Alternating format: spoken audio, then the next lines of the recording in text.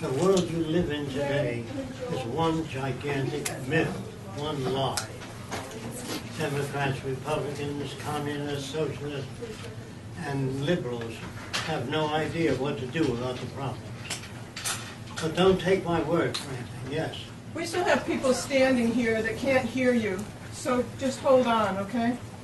We got to get them oriented and seated somehow. There's some, Roxanne, there's more space right here. We could fit If you have chairs, yeah. Or a stool. Can we move the white chairs over there? Hey, if you never saw anything else, you'd be a headhunter. Can you understand that? If I said to you, doesn't it bother you to have 10 shrunken heads? You might say, yes, my brother has 20. Is he bad? No. He's normal to that culture. If you were raised in Australia, you say, how are you, mate? You know, that's the way you'd speak. If you're raised in the South, in an uneducated region, with a lot of Southerners, and they say, you remember the Klan? You say, no, we ain't going to buy nothing from you unless you join up the Klan. There were 3 million members in the Ku Klux Klan. And so I want you to know that if you're brought up in the South, uneducated region, you might say, I'm going to get me a nigger and I'm going to kick his ass. That's not you speaking. That's what you pick up from your environment. Do you understand that? Yeah. So if you get mad at the Southerners, you don't understand they're victims of culture. Do you understand that? Yeah. If your country, if you get mad at your neighbor and you shoot him because he bothered you for years, you're called a murderer. But if a nation gets mad at another nation, they send you to kill as many people as you can. They're all murderers. They're all pretty stupid. All politicians. Now, I don't want you to take my word for it. I want you to walk over to a politician and ask him, how can you prevent war? They have no idea. How can you stop automobile accidents? They don't know. How can you grow more food? They don't know. They don't know anything, believe me. Politics was good 100 years ago, but today there's better systems. Everything that you have today is technical. Your electric lights, your washing machine, your refrigerator, these are the things that make us able to do things. Now, if you didn't have technology, you'd have slaves pulling boats. Can you understand that? Everything you have is technical, not political. Not one politician in history ever increased the food production in America or made things available to people. They don't know how. They're businessmen or lawyers. And in the future, there'll be no businessmen or lawyers. If there's any lawyers here, I'm sorry. A lawyer can take language and twist it around any way he's able to. I want to tell you this. The language you use every day was designed hundreds of years ago. Therefore, it's difficult to talk to people. You may think you're talking to people, and they may shake their head, but it goes in their head and comes out in relation to their background. It's subject to interpretation. Everything you say is subject to interpretation. That has to do with the background of the person you're talking to. So we mostly talk at people, not to people. Proof of it. Sometimes if he tells me he's going away for the weekend, I tend to say, have a nice weekend. Why don't I say, have a nice life and be done with it? Why just a weekend? Because that's the normal pattern of the world we live in. And people brought up in Weehawken County, Virginia, and they've never been out of that Weehawken County house. They can't add anything new. A person can't ever add anything new unless they have new experience. If you travel all around the world, particularly Americans, if they go to France, they usually go to the American Club. If they go to Japan, they go to the American Club. They don't try to understand the culture. They look at the culture and compare it to our culture. Okay, so since most of you agree that language is old and subject to interpretation, if you don't understand that, I'll take the Bible, for example. In the Bible it says, thou shalt not kill. It doesn't say Wednesdays and Thursdays are set aside for killing. It just says thou shalt not kill. It also says love your enemy. I'm not religious. Love your enemy. Larry King once said to me, what do you think of Christianity? I said, it's a wonderful idea. When are they putting it into practice? I've never met a Christian that behaved that way, including ministers. They don't seem to understand. Because when you read the Bible, he says this is what Jesus meant. She says you're wrong. He meant that. The third person is you're both wrong. So you have the Lutheran, the Seventh-day Adventist, the Catholic, because it's subject to interpretation. When engineers talk to each other, it's not subject to interpretation. When they talk about building a bridge or some electronic equipment, they're understood that language. Because the engineer says, I think the beams are this side, the other, no, it's that side. You can't have that. You can't build bridges if their language was subject to interpretation. Mathematics is not subject to interpretation. Chemistry, if a guy writes a chemical formula, sends it to Japan, they turn out the same chemical. Not subject to interpretation. So the big problem today is language.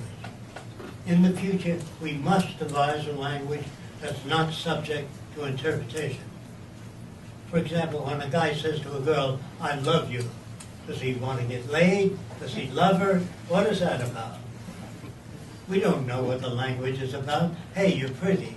I like it when you smile, the dimples. No guy ever talks to me that way. I love your wrinkles and your bald head. They never talk that way. So, the way men talk to women is abnormal. The world you live in is completely fucked up in all areas. When a teacher says to a child, that's wrong, those words, think about it, doesn't tell the kid what's wrong. When the teacher says, that's not what I told you, that doesn't teach the kid anything. So you have to supply information. So I want to give you an example. Years ago, I could not understand how airplanes can fly on this thin substance. And I asked my parents, of course they didn't know. I asked my relatives, they didn't know. So I went to the library. Remember this, I wanted to know that, very importantly. And I got a book out on the Wright brothers. And I hope I would learn how airplanes fly. It starts out, it was a sunny day in May. And Mrs. Orville Wright was hanging clothing on the line. I am not interested in Mrs. Orville Wright hanging clothing on the line. I had to read through Sunny Day in May, the whole book. Near the end, they killed a pigeon.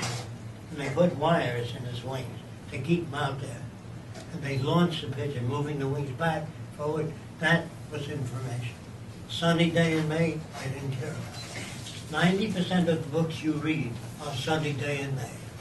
If you read it, see where's the information. You find very little underlined. So in school, they don't teach you how to think.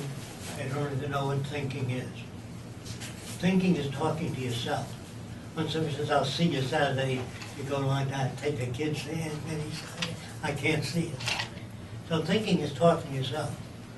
They tell you things like this in school, that plants grow. They can't grow unless there's sunlight, moisture, soil, temperature, gravity, all those things that interact with the plant. Of itself, it can't grow.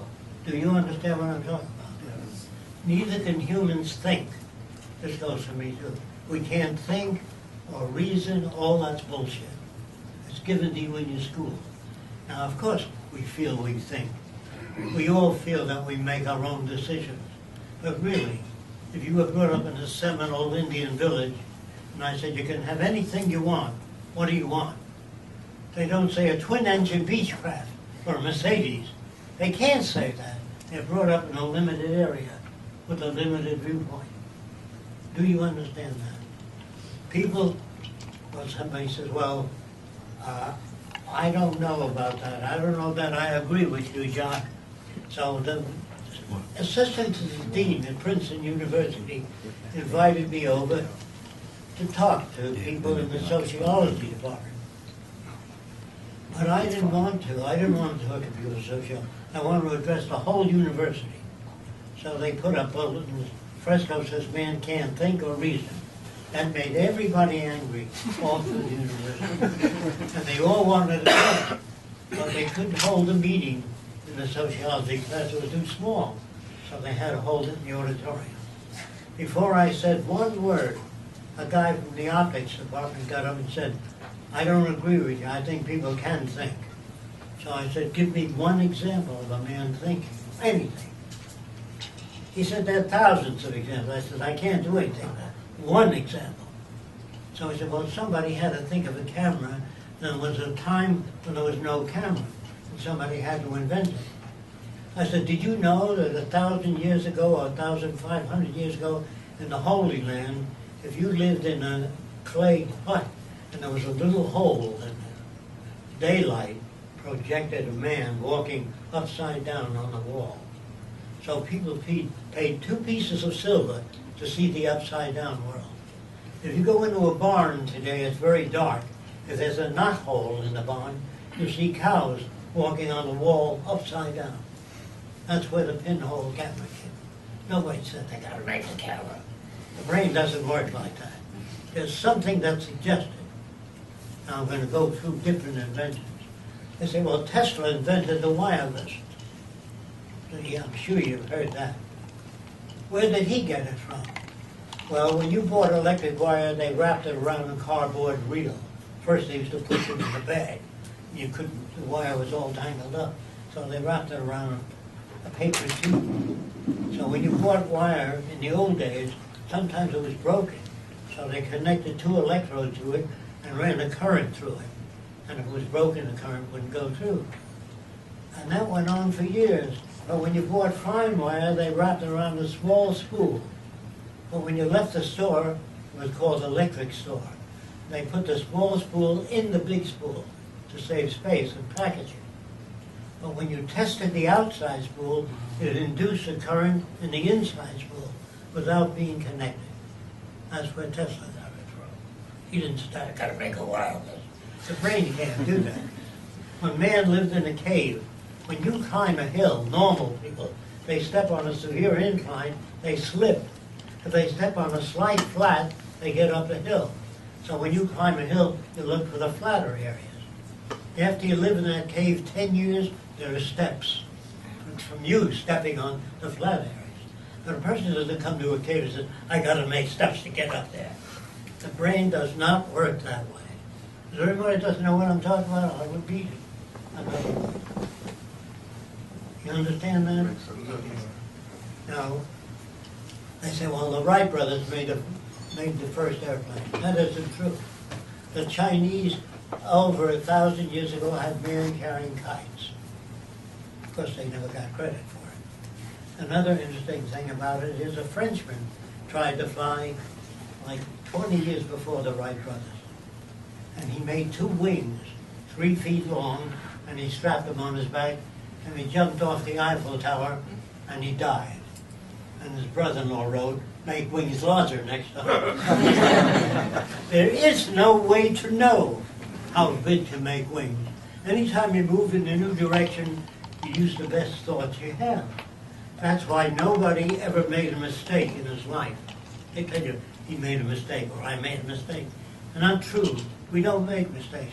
We use the best tools we have.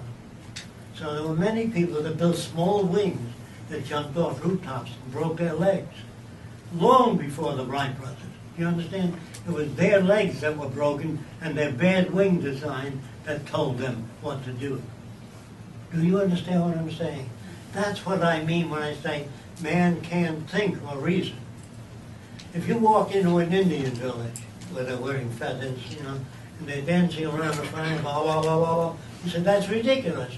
That isn't going to get you anywhere. They don't say, thanks for telling me that. I never thought of it that way. People are not ready to turn around. I'm trying to turn you around. I'm trying to give you a cerebral enema. Because the way you're brought up is artificial. Everything about it is artificial. Is there anybody here that still is religious? Few people? Oh. Let's take religion, for example. Man makes God in his own image. A guy sitting on a throne with a lot of angels around. And then they couldn't account for all this, so they said that somebody had to make all of this. So they invented a guy up in the clouds. that took 6 days to make the earth, and he rested. If it took 6 days, it meant it was turning while he was making it. You understand? There's no daylight. It can't be 6 days. So what they're saying is untrue. The Bible says, like I said before, God so loveth the world that he gave his only begotten Son, that others might have eternal life and not perish. But the witnesses in the Bible say Jesus was crucified. He arose and went into heaven. Where's the sacrifice? You know what I'm saying? Okay. If you send your brother to war, he's blown to smithereens, and he comes home Wednesday morning, there's no sacrifice. So when you think about it, people don't think about what they're reading. They read the Bible and they don't even understand it.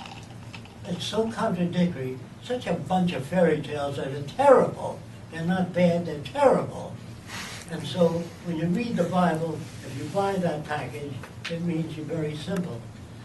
And there's one time when God said, you know, I don't like the world I made.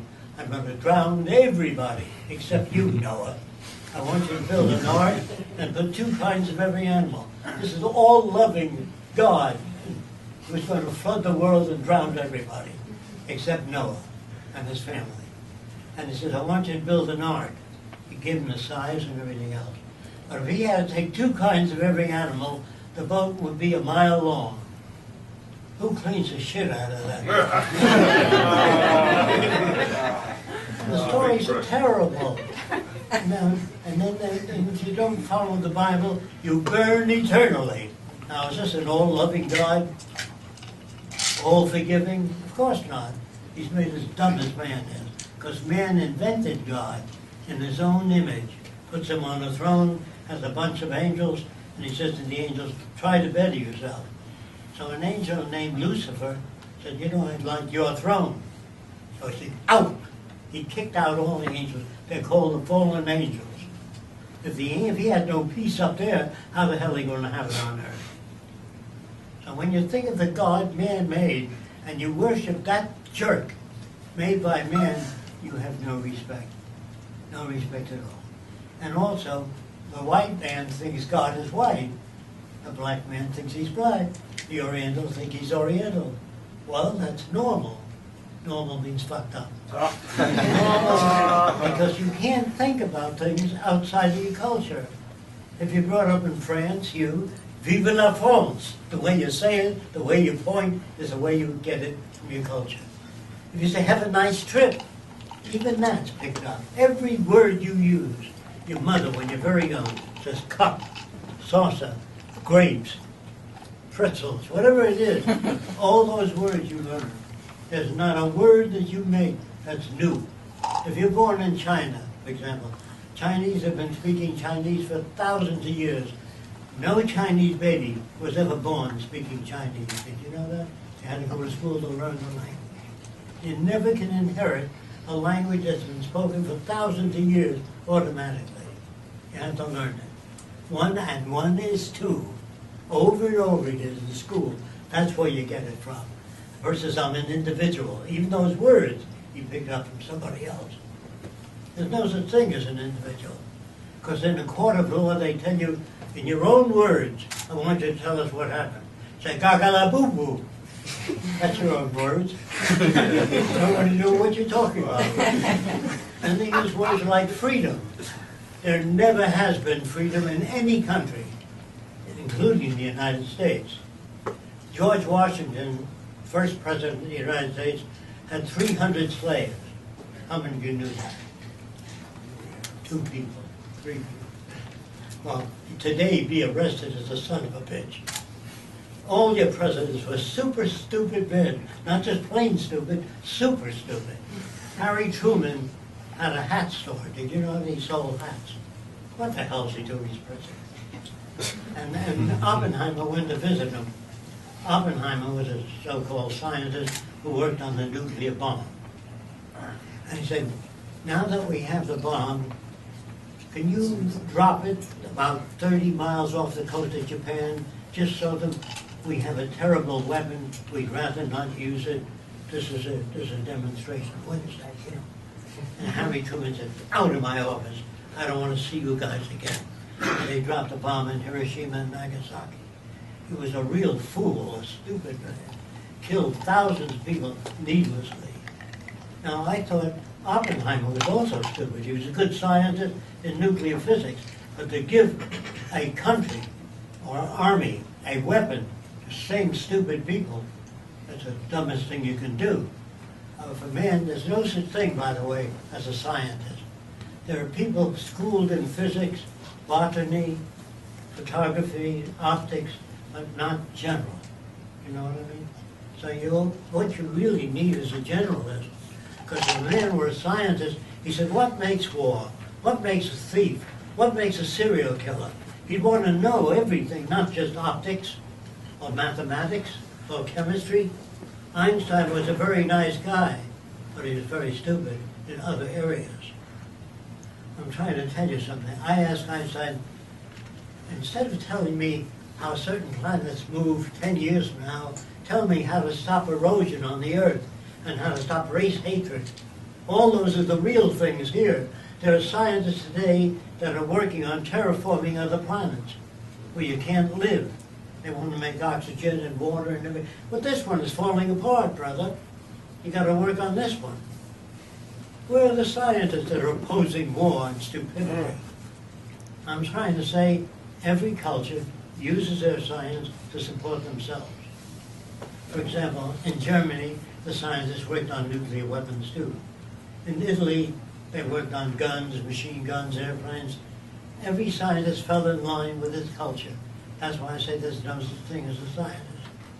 My grandfather said to me, Jock, people came from all over the world and brought the printing press, language, mathematics from different countries. He said, if you really like people, pledge allegiance to the earth and everyone on it. Never pledge allegiance to your own country, or to the French, or the Greeks, or the Greeks, or the Swedes. You pledge allegiance to the earth and all the people on it. One thing about the Earth's people, they all need the same thing: clean air, clean water, arable land, and a relevant education. That means no businessmen, no advertising, no lawyers, people that do nothing. You understand? All universities would have courses on how to make the world a better place, how to bridge the difference between nations. If I had anything to do with the military, I would send them all back to school to become problem solvers. How do you bridge the difference between nations without hurting them, or killing them, or torturing them? That's the problem. Not armies and navies, super battleships, submarines, and guided missiles. Guided missiles are guided by people. Remember that. And it's people that drop bombs on cities. It isn't the bombs. So people get mad at technology. It's a misuse and abuse of technology. If I had a factory where I got a new machine that worked very well, I call the help in and say, instead of working 8 hours a day, you now work 4 hours a day, because the machine turns out a hell of a lot of good. So spend more time with your kids. You go back to school, your pay will be increased because more products are coming. Well, I wouldn't be in business very long. Do you understand that? No one would invest in my company if I don't try to milk everybody for whatever I can get. And there are the unions that fight for better wages. Well, if the unions get a higher salary, the price of the car goes up. So it's good for the unions, but it's not good for everybody. So I'm saying we designed a culture that's good for everybody. I'm going to tell you how it works, how it operates, unless you have any questions, areas you disagree with. Yes. So you said you don't think man can think and reason. Do you think one day we can reach that point, or is this inherent? No. Okay. I'm sorry. I was sure otherwise. I invented a lot of things, but I know exactly where every invention ever made came from. Most people are not, I don't know if you know this, but there are groups in America and England called higher consciousness. They seek higher consciousness. That's impossible to attain because we have receptors. We can't sense radio waves. They're moving through this room right now, all kinds of radio. We can't sense it, so how can you have higher consciousness? There are germs on this table. I can't see them. Well, most of us can. Let's have a microscope. So how you can only be as conscious as your receptors. You might hear 20,000 cycles per second. Dogs can hear 30,000 cycles per second. So in terms of sound, they have a greater range than man. A chicken hawk can see a dime from the top of the Empire State Building, a head or a tail. But it takes a human a 3-foot ball. Anything smaller, they have difficulty with it. So when people say man is the highest form of life, they say in what area? There are some animals that can smell an alligator, another animal like that, can smell another animal like a warthog, can smell another animal 5 miles away. No human can do that. And I said, well, Fresco, you always talk about machines. What about people? Well, I think it was about 20 years ago, that machine was able to handle 1,000 trillion bits of information per second. No group of humans that I know of can do that. Pilots used to look out of an airplane and they say, I'm about a mile high. Today with Doppler radar, they send a beam down, comes back up, and says you're 5,335 feet, 6 inches off the ground. No human can do that. That's why airplanes have instruments, because humans can't always tell whether they're heading northeast 2 degrees. They have a compass. So the compass, it isn't a machine takeover. The machines are being assigned jobs man can't handle. Do you understand that? Yes. So people who are afraid machines are going to take over. First of all, that's bullshit. No machine ever deliberately said, I'm going to get you. If you smash your computer in front of brand new computers, they don't say, I'll get you. If it isn't this week or next week, or next week, we'll get you. They have no feelings. Do you understand that? No machine says, I'd like to control society. This is Hollywood, science fiction. In Hollywood, they show you a robot that chokes the designer. They say, see? And the machines are taking over. No machine I know of in any industry says to the foreman, you got it all wrong. No machine ever tried to take anything away from anybody. And most crashes are due to negligence on the part of human beings. And most rockets that go on a long voyage are operated by machines, because man can't handle them. And today, there's more machines in industry than ever, and they're coming in faster. And the machines are doing the work of thousands of people. There used to be 3,000 people worked at General Motors. They can now operate the plant with 30 people. And it's moving down. So what's going to happen? Forget about the Venus Project. If they keep automating, people won't have the money to buy their vacuum cleaners and cars and all that sort of thing. I'm not against machines, but I'd like machines to give you more time off. Instead of 2 weeks a year, get 3-month vacation with the addition of machines. That's when machines are used for the benefit of people. They say, well, who makes the decisions in the Venus Project? Does Fresco make decisions? No, he doesn't make any decisions. No one makes decisions. Here's how they go about. They do a survey first.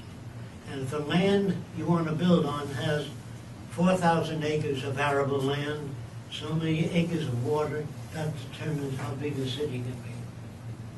Not what Fresco thinks. You understand? If you do a survey, you find out the earth can carry so many billions of people.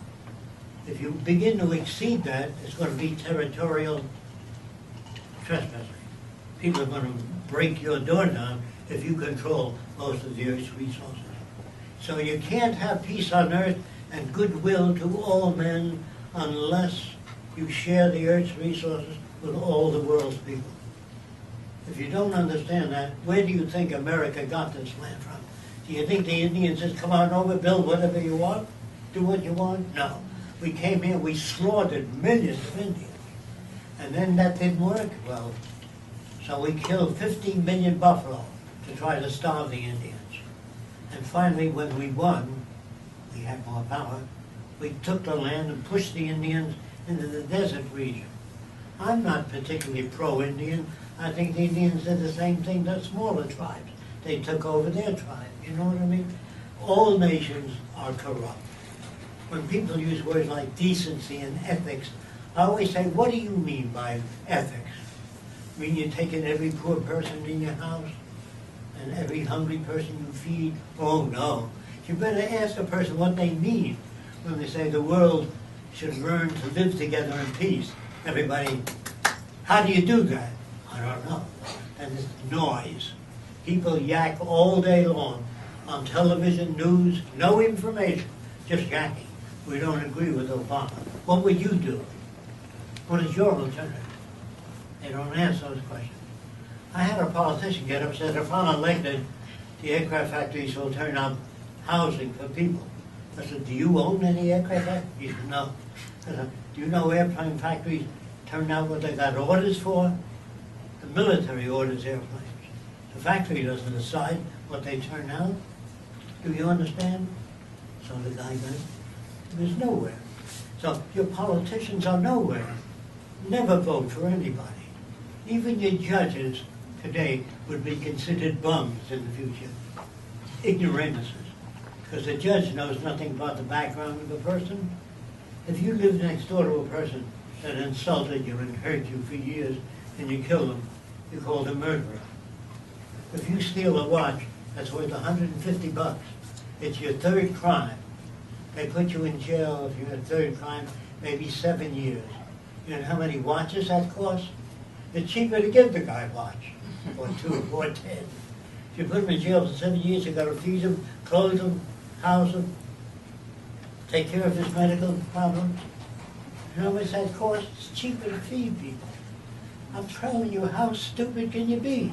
We won't even make the history books of the future. This is the most advanced country in the world. It scares the shit out of me. If this is the most advanced country. And the way we tell people we're going to another country to bring democracy. You know we go because we want oil, or we need their cheap labor. There's no democracy. So when they beat up a black man for no reason at all, the black people got angry. They threw Molotov cocktails in grocery stores. That's not the answer to the problem. They get angry, they get mad. They pull white folks out of the car and beat them up. That isn't the answer. Violence is not the answer to the problem. Methodology, how we solve those problems. So I would take all the soldiers, send them to school, and teach them to become problem solvers.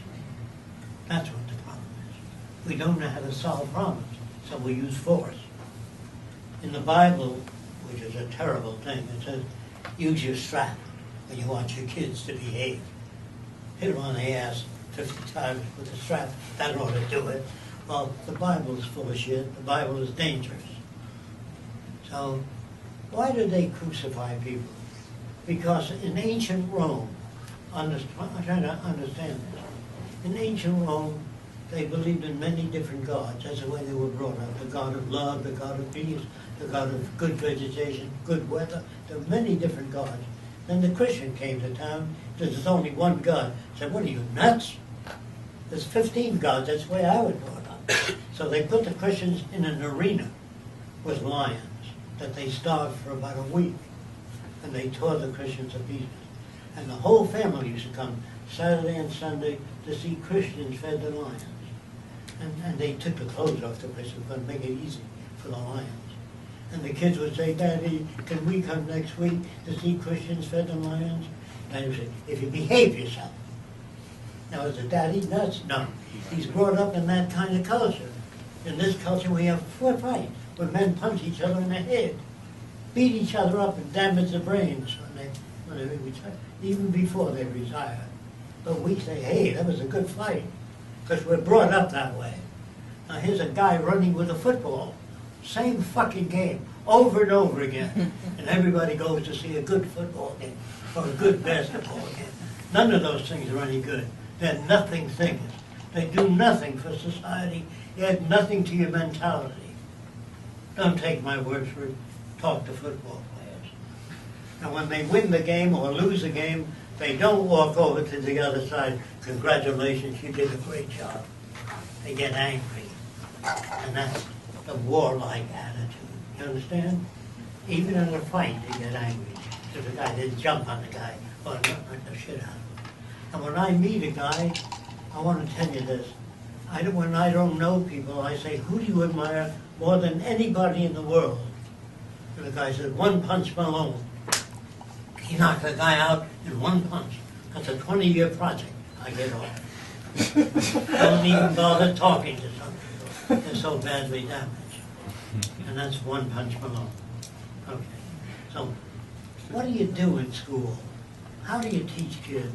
What do you teach kids? And who decides what you teach them? You teach them how to maintain the earth, the rivers, the environment, the oceans, and not dump toxic materials in there. Because that hurts, if not sooner, later, everybody. Hey, Jacques, I think there was a question over here. Yes. I'm in the Air Force, sir. How would I go about explaining to other military people you should check out the Venus Project? You should look at Just this say, do video. you love the country? The guy says, yeah. I said, you're a soldier? Yeah. Did you enlist? Yeah. They say a guy enlisted, he wasn't good. Do you believe that you're putting up your life for this country? The guy says, yeah. Do you believe that we should conscript all the war industries, not just you, so no one makes a buck out of war?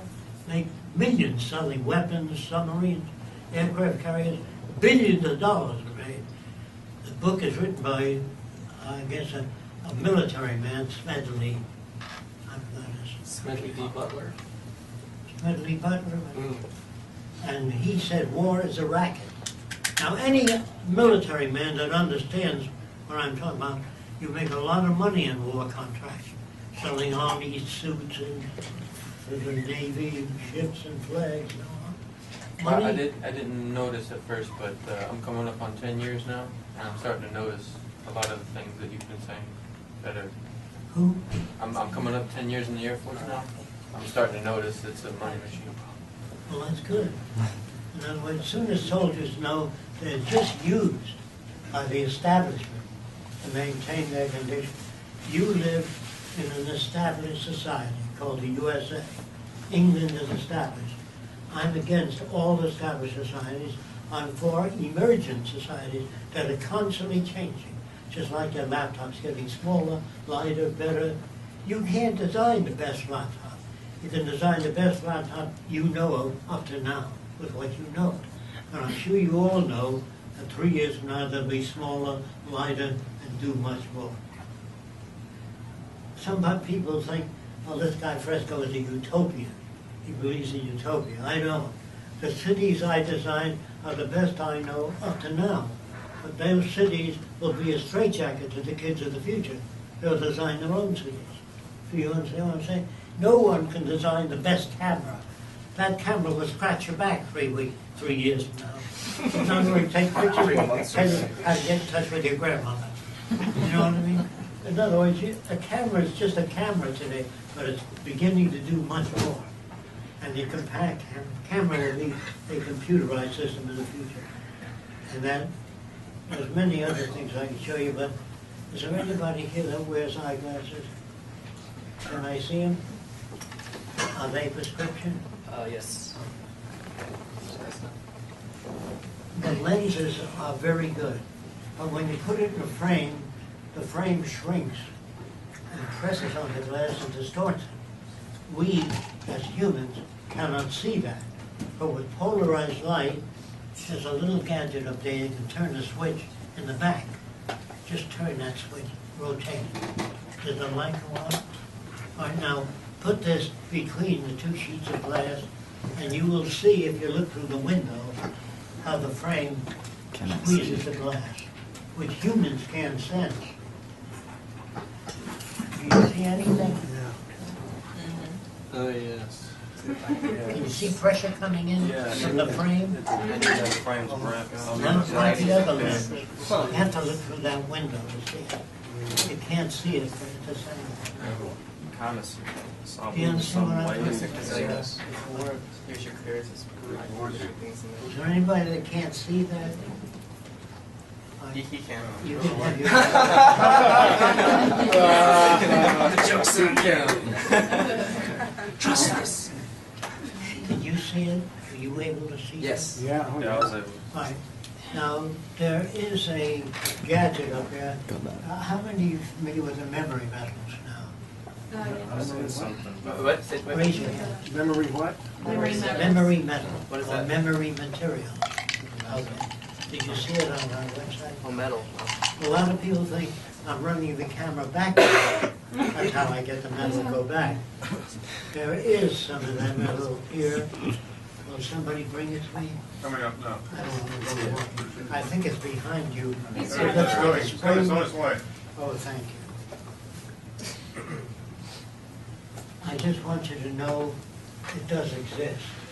Now, this metal has a memory. They also make a fabric with a memory. It really remembers this shape. The way it works is some Swedish metallurgist was mixing different metals together. He was trying to make a strong metal. He didn't know, so he was mixing different things.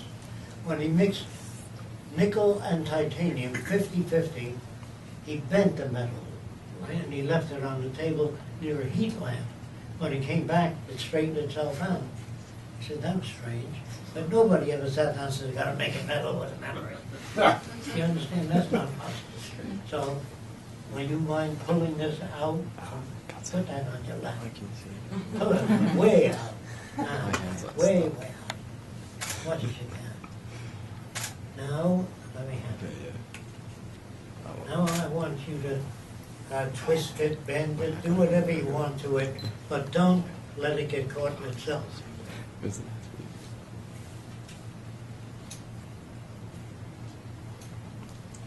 He's taking away the way it looked before.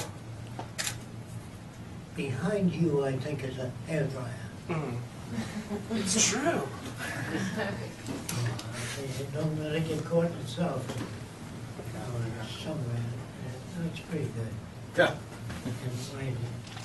So I'm going to squeeze a little more and kind of distort it more. So it's not like it was, right? Right. Now we're going to, if this works, if the switch is on, let's have the switch on. That's a hairdryer.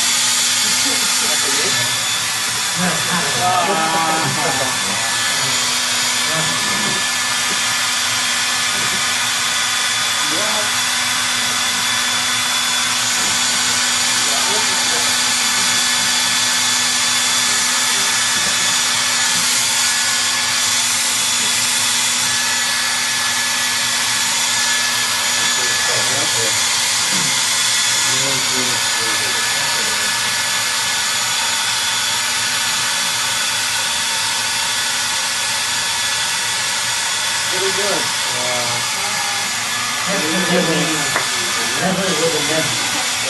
It remembers whatever shape you make it in.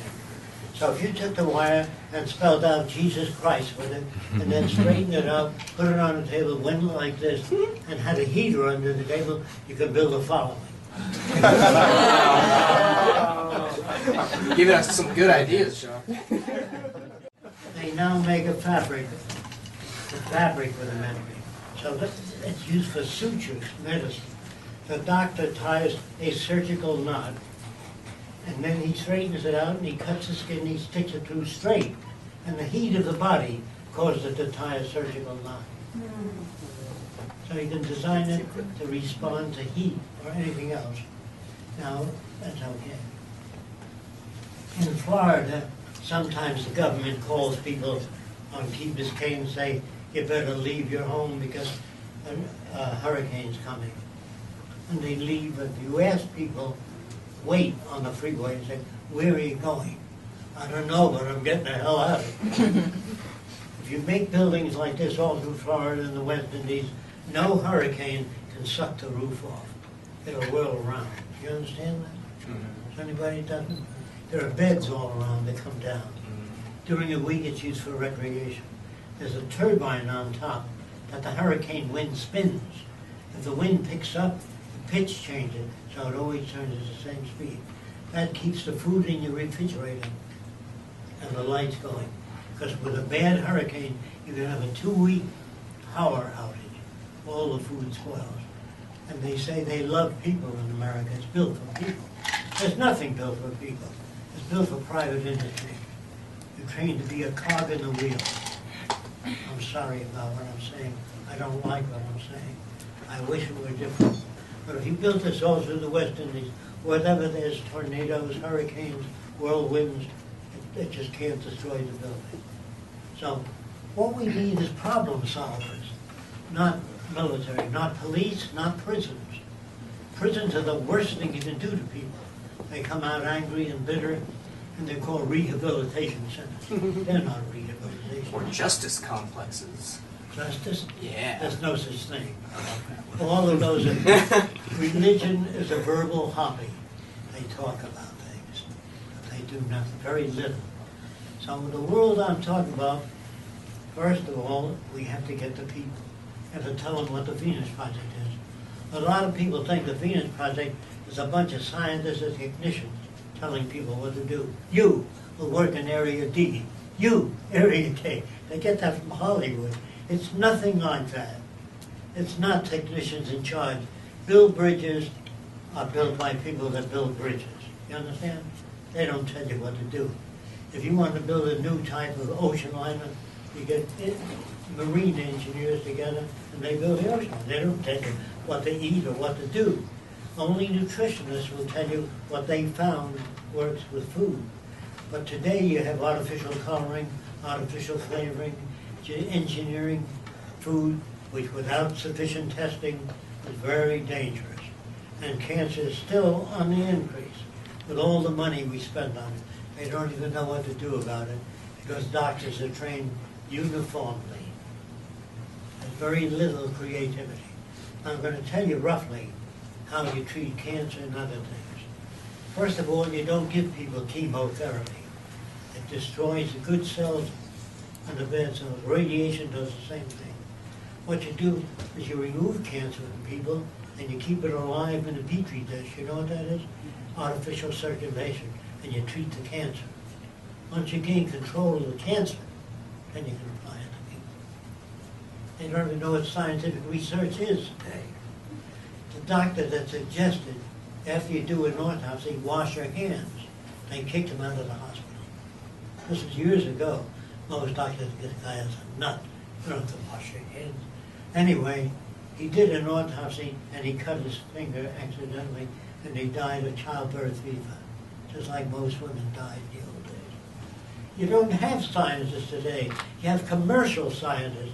Did you know that engineers today work on shortening the life of an electric bulb? Did you know that?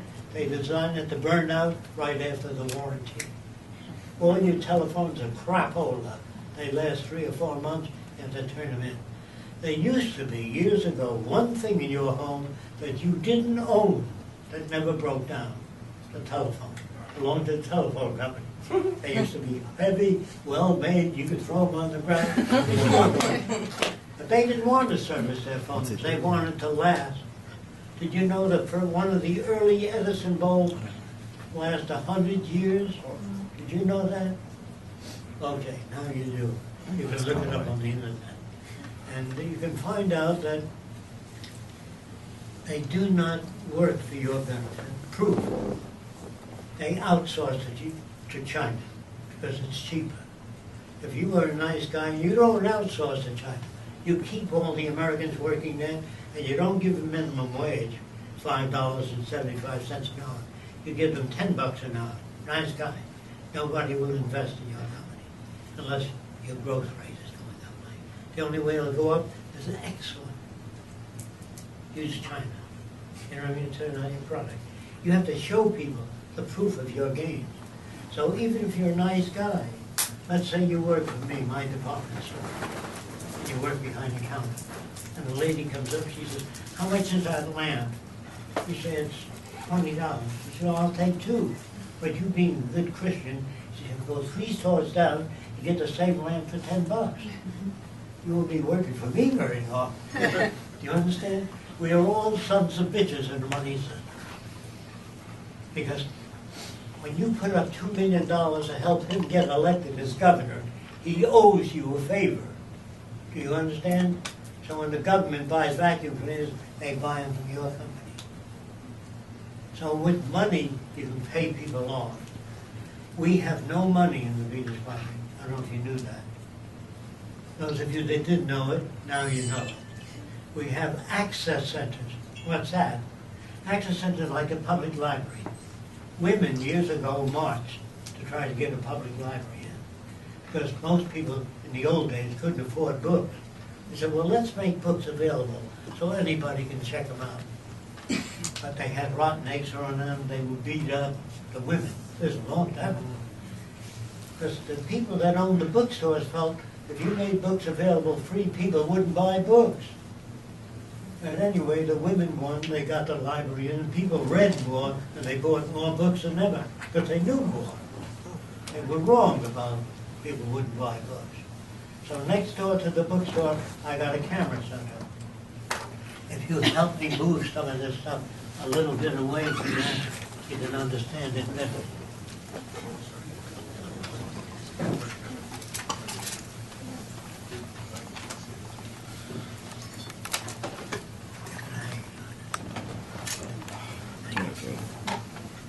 This is one type of city of the future. If this has to do with public health, that means attitude, food, nutrition, everything related to public health. If you work here, you can live here if you want to. You don't have to. It's just a few minutes away from work. If you get in the car and you drive to work, red lights, traffic lights, buses, trolleys have to stop at red lights. Here, the main transportation is circular. It's 30 feet off the ground. It doesn't have to stop anywhere, except where you're getting off. And you take a radial conveyor. Everything you need. This is the library. This is the camera center. This is acquisitions. Anything you want, like the library. You go there and access anything you're interested in. A movie projector, anything. That's the end of most crime. When people have access to the things they need, there is no crime. They don't even know what crime is. So when I was 21, I said, gee, what do people really like? I said, I don't know, because everybody I know went to school, and so they're all very much like one another. So I got a job on a boat, and I worked my way to the South Seas. When I got to Tahiti, the Chinese owned most of the stores. It was a money system. So I said, you guys know any islands where there's no money? They said, Tuamotu, that's a whole chain of islands. So I went there. And when I arrived, I brought mirrors and beads I was going to give to the natives, just to show that I come as a friend, and I didn't come to take it. So after I arrived, 3 hours, I built a thatched hut.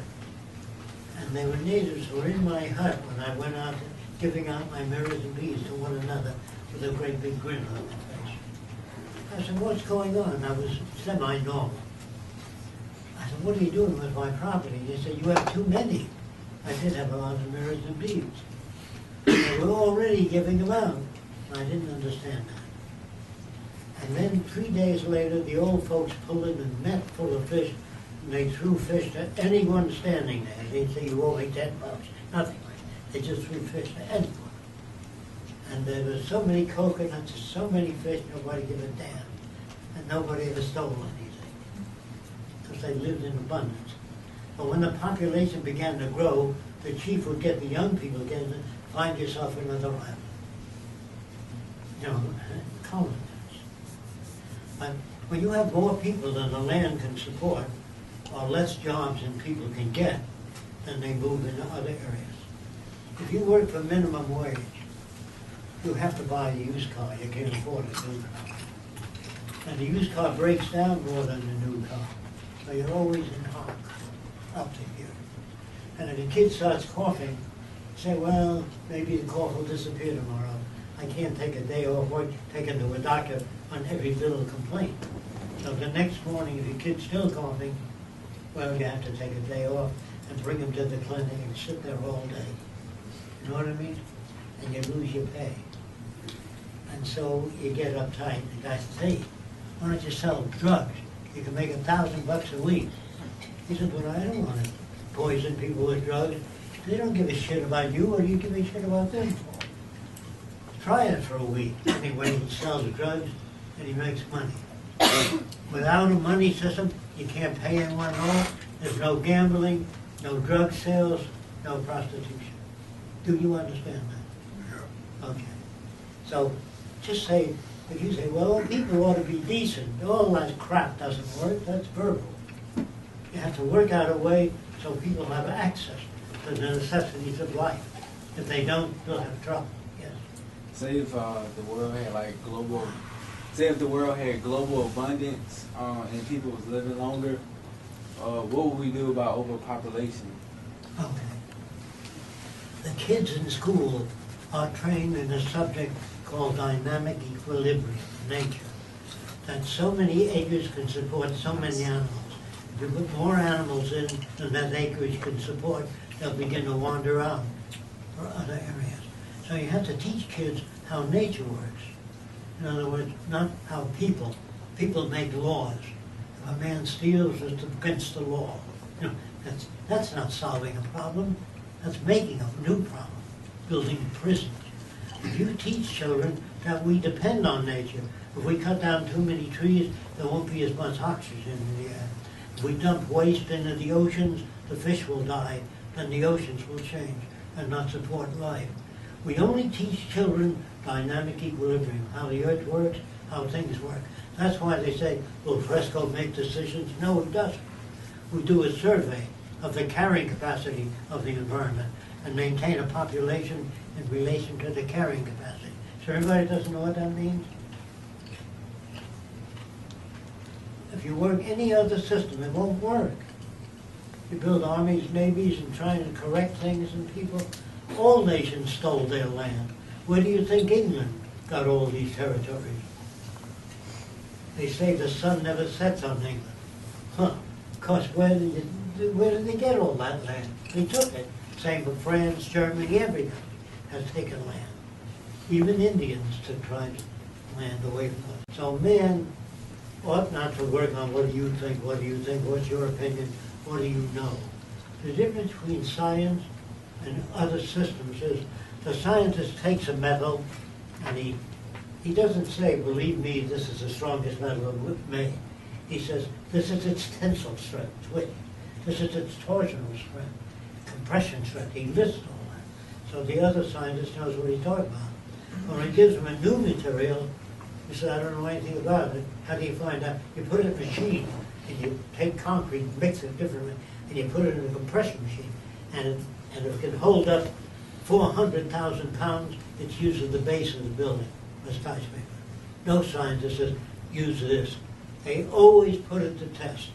I don't know if you know this, but when they figured out an airplane can support 25 pounds per square foot of wing loading, did you know they pile sandbags on and break the wing to see if it holds 24 pounds? If it holds 27 pounds, that's what they use. Then when they finish the whole airplane, they pull it 30 feet off the ground and cut the cable to see if the landing gear holds up. I love that system because it's free of opinion, free of bias, you know what I mean? Doesn't have anything against anybody. So scientists test paints. They put it out in the sun, say this lasts 4.5 years, then you have to paint your house. But don't forget they're in the business of selling paint. So they don't design the paint to last for 40 years. You understand what I'm saying? The system makes us corrupt. So when a person says to me, what are you going to do with the people that are thieves and liars? I said, you mean the people in Washington? You know, when you go to a supermarket, you buy a box of Wheaties. Sometimes it's half full. The box is big. The bigger the box, the more it looks like a good bargain. Well, did you know they push air bubbles in the bread today to make the loaf larger? Just air bubbles, blow it up to look larger. A lot of people don't know these things. When you're using science and technology against humanity, that's what it is. It's the misuse and abuse of technology that we're against. So no one makes decisions, they arrive at them. Let me tell you what that means. They take samples of the soil from all over America. And let's assume we're dealing with America. but this would be all over the world. They bring those samples to Central Agriculture. There they analyze the soil, cut it open, see what it contains. After that, they say the best thing to grow in that is sugar cane. For 4 years, then rotate the beets. That's not an opinion, that's a finding. Do you understand what I'm talking about? No one grows whatever they want to grow. They grow what that soil contains. That is a society that has no corruption. Now, of course, man has a problem called neural lag. If you've never heard of it, it means if you drive a car with a gear shift, and then later on you get a car without a gear shift, it's automatic, you keep reaching for the gear shift, and you just get the car. You know, that's neural lag. So if you've been brought up to hate blacks and Filipinos, Swedes and Polacks, you know, in the old days you used to say, get a dumb Polak to clean out your cellar. You know, or get a dumb Swede to do this or that, or a fat Jew to do this or that, or a goddamn womp. They meant Italians. They used to use that language.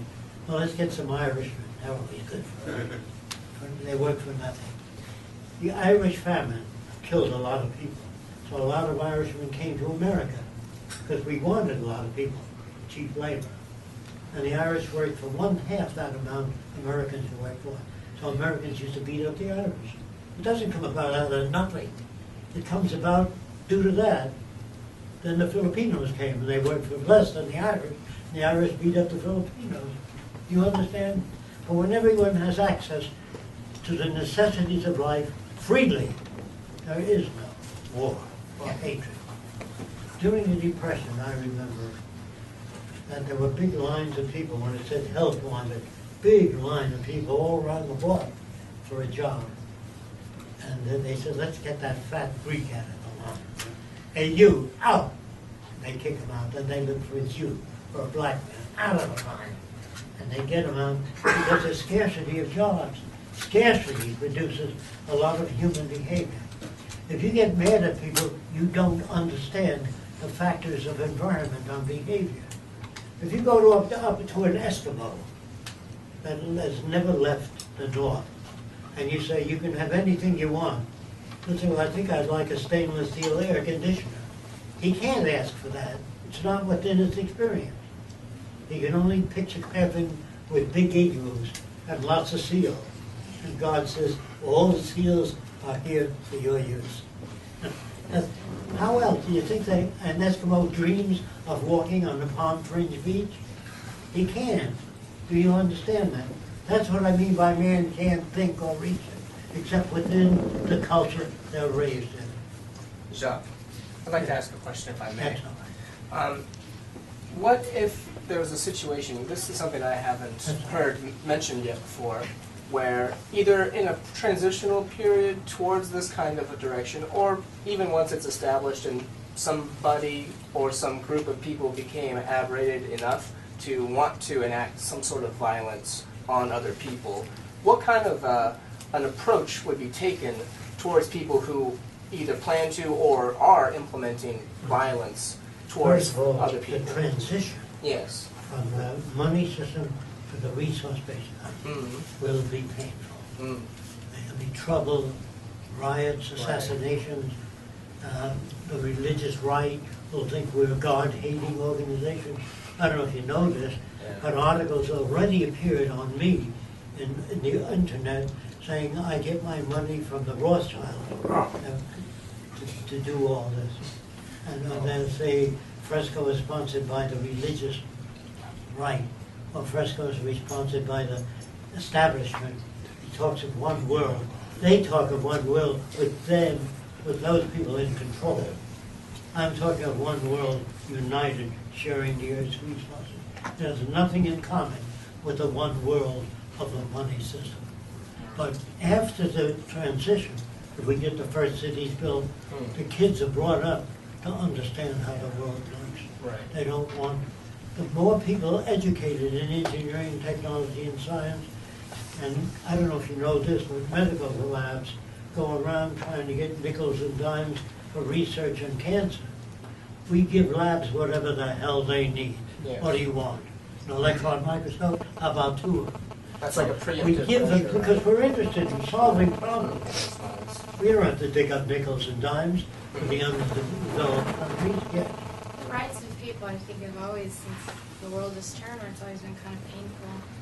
When you're fighting for the rights of people or humanity, whether it be a group that's, suffering less, and they fight for themselves, and it's like you said, it's going to be I painful. couldn't hear every word.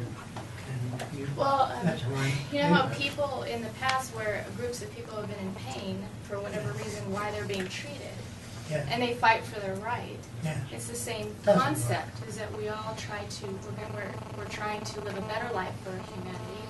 So it's going to be painful. The transition is going to be painful because some people are going to be against it. I still couldn't hear the question. You're saying No, it's just historically, a statement, I can say this, the way kids are educated in the future, there's no competition. They're sharing ideas. In other words, when I was a kid, I built a model airplane, and I launched it, and it went clunk into the ground. Right? An older kid came over and he said, "Jock, your wings are too far back." I said, "How did you know that?" He said, "I did the same thing you did. Move your wings forward." I said, "How far forward?" He says, "Hold the wings." He showed me where, a certain place, and if it balances, it'll fly. And he shared this idea. He said, "My plane is better than yours." That's a competitive edge. When you learn to share ideas, that's what civilization is, the sharing of ideas. When you own patents, you deprive other people. So every invention will belong to everyone on earth, but everybody will be taken care of. Well, there's no elite, no technical or any other kind of elitism. Yes. On the thinking thing, I'm just curious, what you have any input? Do you have any input on intuition? Like, for example, Edward Casey, and they say he was 90% accurate in his predictions. Who's that? Edward Casey, he was a famous psychic. Psychic? Yeah, what do you think about intuition? Because you say Oh, people don't okay. think, but He's but, bringing up another area. But that's in the metaphysical realm. I never remember any newspaper with any psychic telling us about Pearl Harbor before Pearl Harbor. I don't remember any psychic telling us about the Trade Center, that the planes are going to crash in the Trade Center. Not from psychics. So psychics are people, in some instances, know what probability means. Like, I read of a guy in India, his name was Astoya. He said in an article in Reader's Digest, he never used the telephone. He communicates with everybody by telepathy. I said, boy, if you can do that, the hell with science. I'm not interested. I'm in any system. So we brought him over from India. And I noticed when he talked to a 73-year-old woman, he said to her, "There's been a death in the family, either the past 3 months or the past 3 years. When you're 73, there's always a death." So he picked our probability. I said, "If you read my mind once, I will shout it from the highest towers." I said, "What about thinking of something technical?" He says, "I won't use the technical language, but I will describe the systems."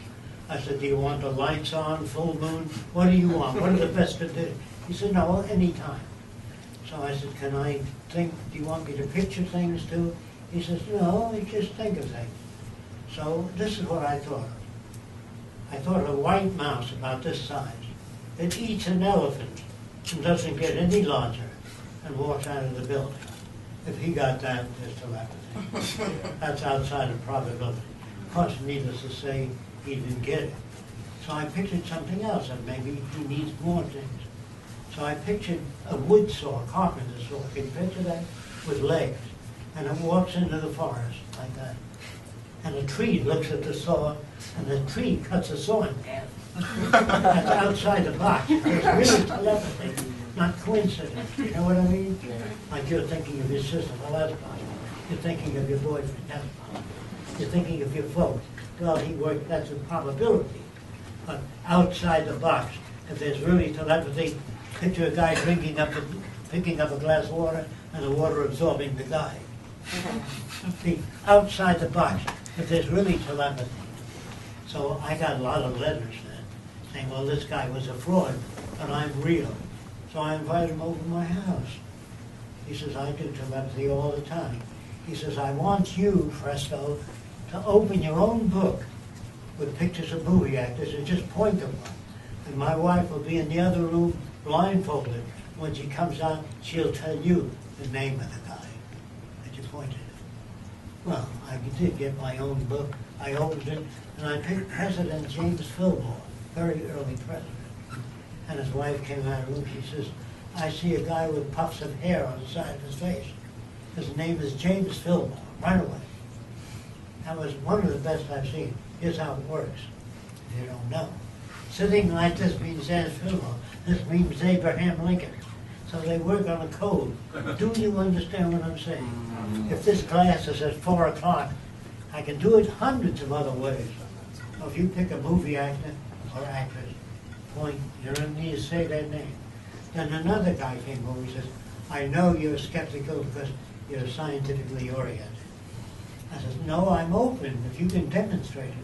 He said, well, he said the same thing, get a book with pictures of actors or the president. And I don't know, I'm going to pick Harry Truman or somebody. I picked Harry Truman, just point. He said, now you call this guy in England on your phone, Mr. Throckmorton, he'll tell you who you picked. So I did call this guy in England. He says, I see a guy with a strange hat, and his name is Harry Truman. Right away. The guy in England, on my phone. That was the best I've seen. Here's how it's done. If you don't know how it's done, of course, you see it with your own eyes. Good like me. His name in England is Johnson. If you ask for Mr. Throckmorton, it means Harry Truman. So he's got a list. Throckmorton, Harry Truman. And Mr. Benson, Kennedy. You know what I mean? So it's easy. But if you don't know that, I've seen it with my own eyes. I got no use of seeing with your own eyes. Because most people are not qualified investigators. You don't know how to investigate. 2 priests came to my seminars, and they said, Jacques, the trouble with you is you talk of the material world only. There are things beyond the material. So I said, Father, I've never seen anything beyond the material. Have you? They said, many times. I said, please take me there. Mr. Fresco, you guys. Let me see it. So here's what they I did. just wanted to tell you, Yeah, he's got. Yeah, something in that. That's it. So they said they know a woman that lives in Palm Springs, California, who has the power of telekinesis. You know what that is? Moving objects without touching them. That's telekinesis. So I said, ask if I can come and observe that. She said, yes. I said, then say, can he check it out while you're doing it? She said, yes. So I went there. And she put this big vase on the table. I went like that, and I began to move down the table with the lights on and everything. Began to move down the table. So I took my fountain pen, I'm moving it around the table, and I got a vibration, 60 cycles vibration. You couldn't hear it. So I peeled the veneer off, and she had a bell buzzer upside down with 4 rubber sharp rounds. The table was highly polished, slightly tilted, and the vibratory rate moved the jar down. So I said, Father Dempsey, here's how it's done. He said, I thought she was a good person. Now, she is a good person. She just, her husband died 10 years ago, and people don't come to visit you after a couple of years. You know, because you're no longer a couple. So she always had people over the house, and she had amusement, but she wasn't a bad person. You know, she didn't make her life tough. But first she said to me, you son of a bitch, you get out of here. I said, I'm not your enemy. Don't tell these kids you have magical powers. Just say, I'd rather not tell you how I do it, but this is but don't say you have magical powers. Then the kids hope that things work out. You have to make things work out, not hope they work out. You understand? Sure, it's good to have faith and belief, but it's better to have workable knowledge. You know what I mean? They say we're running in a shortage of water, and there are floods all over America. They haven't harnessed the flood waters and drove them to areas where we dug deep holes for mining. We could have stored all the water in the flood areas, and we have more than enough water. But it's not to the advantage of people to have abundance of anything. Jacques, what do you do when people get angry? What do you do when people get When angry? people get angry with your ideas, or when you try to turn them around? Oh, I never had anybody get angry. Once, yes, in my tour of all the different countries, one woman got up and she said, I don't know if you know the story of the Tower of Babel, do you? They tried to build a tower to heaven, early civilization. And God got so angry that he gave each person a different language. The guy said, hand me a brick in French. And the guy said, Italian. I don't know what it was. She said, that's where all the languages came from. Because I said, I'm told the group of people where language came from. Nobody ever sat down and invented language to communicate. First he banged his elbow, oh, I'm trying to do, ooh, and he ate something good, ooh. And that's what language is. The sounds you made in relation to events. If you saw a strange animal, you said, boo-boo, whatever you said, the other guy would say, boo-boo, you Nobody says, I gotta work out a language to communicate. That's not possible, if you think about it. But how did you react when she got angry? Or what happened? Well, she said, were you there? I said, were you? We were wiped out. I didn't argue with her. She was sincere. But it isn't sincere people that we need. We need people with knowledge. Somebody said, what if we elect decent people in the government? Even if you did, the most decent people in the world, take them out of whatever church you believe was decent. If we ran out of resources, it'd be lying, cheating, stealing, and crimes. Decent people have found out how to stop crime. So I wanted to know a lot about people, particularly children. So I would take children about 6 years old, and I'd say to them, from about 5 to 7. But the 6-year-old would be somewhere in between them, and I'd say, will you draw a picture of a human being? And most of the kids would draw this picture. I'm just drawing what they drew at 6 years old. Something like that. I'm sure you've seen that. Some of you still draw this. So I asked the kids, I said, can you add anything else to that picture? The kid did this. Drew a line here and a house here, like that. And this is roughly what the house looked like. And then they drew a circle here and lines coming out of it. Pretty good. Yeah. You see it back there? And the teacher gave them crayon to color the building and the people's hats and clothing. And then the teacher proceeded to hang it up. And I said to the teacher, don't hang it up. She said, why not? They're children's drawings. I said, no, if you hang that up, you will arrest the child at that phase. She said, I don't know what you're talking about. So I called the child over, and I said, how does that guy get in that house? So the kid, he said, I made him too big, or the house too small. Do you understand what I'm saying? Yeah. And I said, this guy looks like he never ate anything in his life. So the kid had his mask right away, not good. But in other words, if you hang it up, you stop the development. If you ask the kid question just like that, he looks like he never ate anything, the kid understands you. Artists don't know how to talk to people. If an artist can draw well, you say, how come you draw so well? He says, I don't know, I've just been drawing all my life. He doesn't know. You ask a man, how do you walk? He said, well, I used to crawl as a baby, and I got up and fell over, and I learned how to walk. But that doesn't tell you anything. So when I was 17, I tried to make a robot, and I kept falling over. I couldn't walk. So I said, what is walking? He said, I don't know. That's what you have to know first, what it is. It's something like this. It's taking the weight off this leg and putting it all on this and heading this leg in that direction. Then you have to take the weight off this leg and head it in the other direction. You know what I mean? I could not speak of what it is. A person come to my house, a doctor, he said, we have eyes to see with. I said, you sure of that? He says, I'm positive. So I took him into the dark room. I said, see. He said, I can't. Let's turn the light on. And you can't see with your eyes. You see with light. You had to admit that. People think they have a nose to smell with. You have a nose and you smell. They think that nature is harmonious. There are people who come to me and say, I'm a nature lover. You ever hear people say that?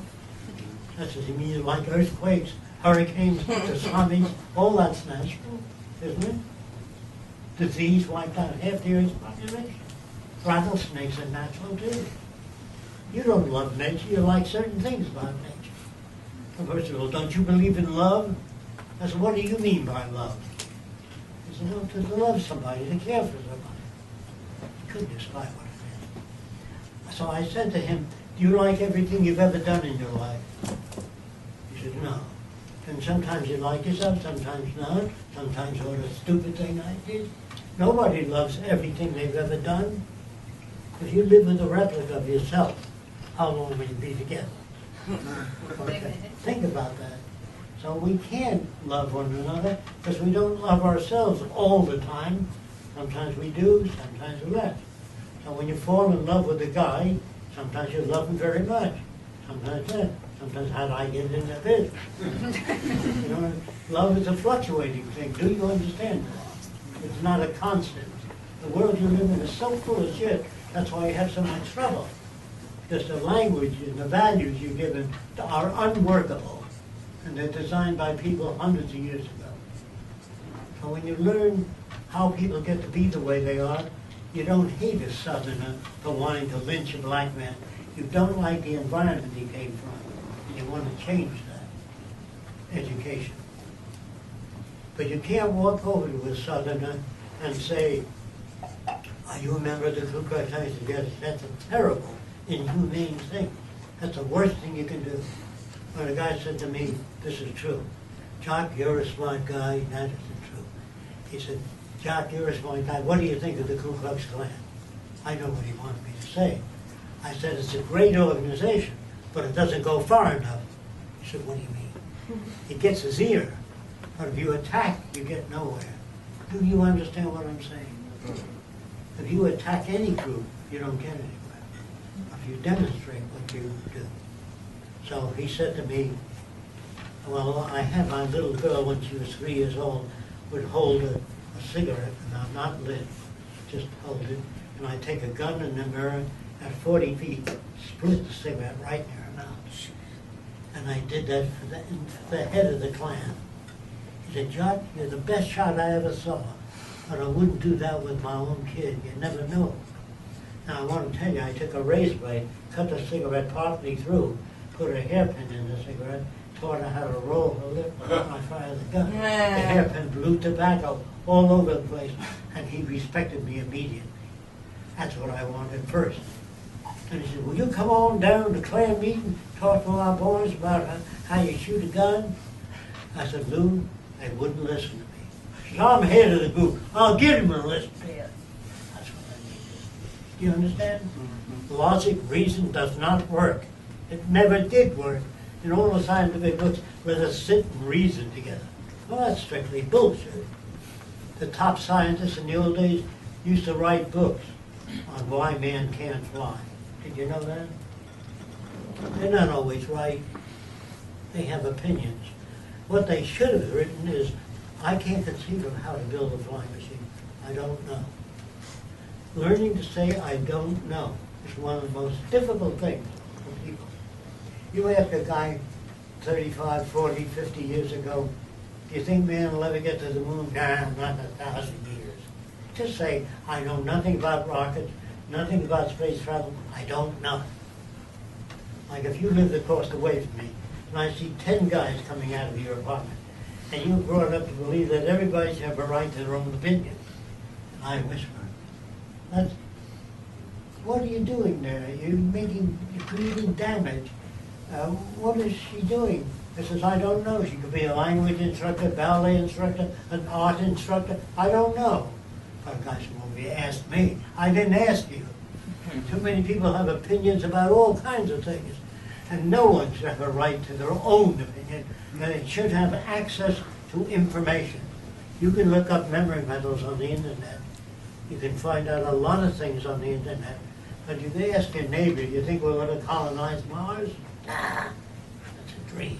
You know, he doesn't know anything about Mars or spaceships or space travel. Do you understand what I'm saying? Stop asking your neighbor. In the Bible it says, honor thy father and mother. Well, the two Catholic priests used to come over to my sessions, and I said, my mother hates Catholicism and the Catholic Church. Should I honor her? He said, you're confused. They don't know what the hell they're talking about. It isn't true. But what is true, I brought a Japanese kid home one day. My mother said, loud enough, I don't want that kind around. Enough for him to hear it. He said, well, I'll see you later, George. I met him in California. Knew him for years. Very nice. But my mother was a racist. So I used logic. This is years ago. She says, I still don't want him around. Didn't work. Then I said, if I can't get to my mother, how am I going to change people? So I said, Mother, this is not true. I was swimming in the East River, and the East River has a high wall. I couldn't get ashore. I was drowned. And Massaro worked on a boat, and he threw a life at me. Saved me. She said, oh my God, you mean he saved your life? I said, yeah, this isn't true. He said, I was so rude to him. I said, yes, you were. She said, please ask him to come back. I want to beg forgiveness. I said, I don't know if he'll come back now. And so she pleaded with me. And she did. Oh, please, John. I can't sleep at night. I said, okay. I called Massaro and said, told him what I told my mother, a lie.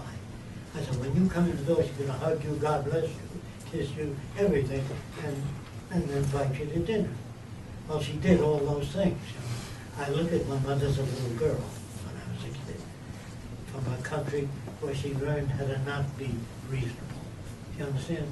It wasn't her fault. She was brought up that way. Just like the Southerner says, I'm going to get me a nigger. I go kick his ass. It's not him talking. It's what he picked up. Do you understand that? He's not born that way. So all prejudice, all racism.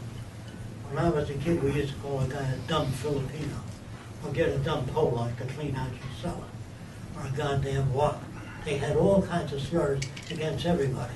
All people need the same thing. Good education, good food, good health. They all need that. But we divide people up. You ought to be proud of being a Jew. You'd be proud of being a Swede. All this sort of stuff. Egocentric behavior is damaging to all people. Or girls say, you know how men are. All they think about is sex. Well, let me tell you, when I got to the South Pacific Islands, everybody walked around nude. Nobody wore any clothing.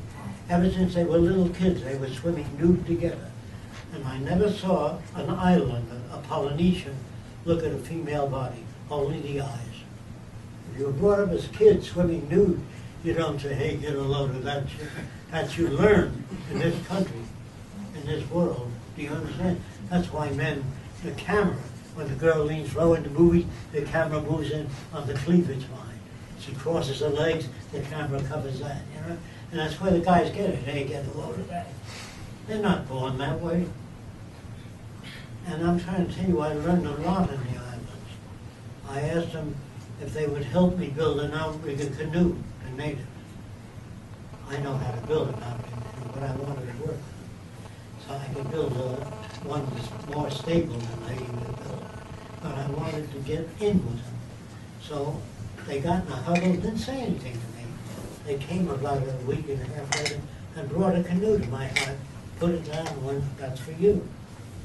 I said, what do you want of me? I said, what do you mean by that? They didn't know what I meant. They spoke with a French Polynesian accent. And I said, what do you mean? He said, you don't have to do anything for us. You know, when somebody does a favor, is there anything you want me to do? How much does it cost? Nothing. They were very nice, but about 2 weeks later, I heard some rustling at night. And I looked at them like that, so I woke up. They were sneaking off with the canoe they gave me. So I didn't understand that at all, being normal. Normal means fucked up. So I said, what's going on here? And they said, you no use. True, I didn't use it, so they took it back. It was interesting. I learned a lot on the islands, because I thought my values were right, because I learned them in another culture, you know what I mean? And I tried to bring my values into that system. Then I began to question everything. What about the things you like, John? Maybe they're no good.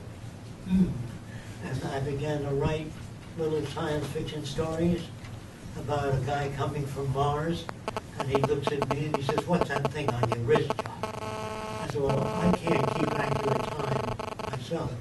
And if I have an appointment at 4 o'clock, this is more accurate than I am. I can try, but I can't come near this. He said, that's interesting. What's those things hanging from your wife's ear? I said, well, that's earrings. He said, yes, but what is it? What does it do? I said, well, that's ornament. He says, what's ornament?